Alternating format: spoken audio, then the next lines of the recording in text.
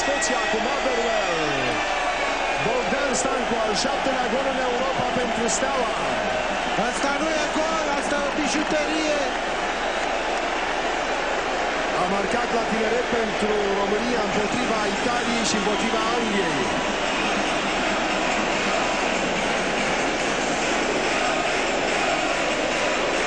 Un moment de fericire, a așteptat 71 de minute în Ghencea. Asta înseamnă să ai răbdare. Răduț. Și aici intră geniu. De aici mai departe a fost geniu.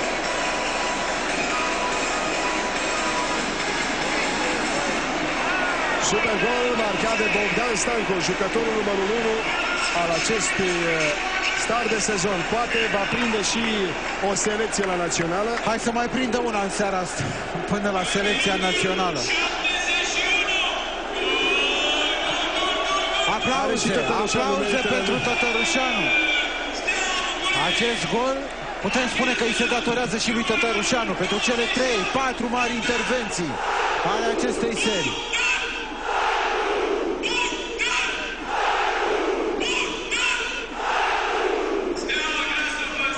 Foarte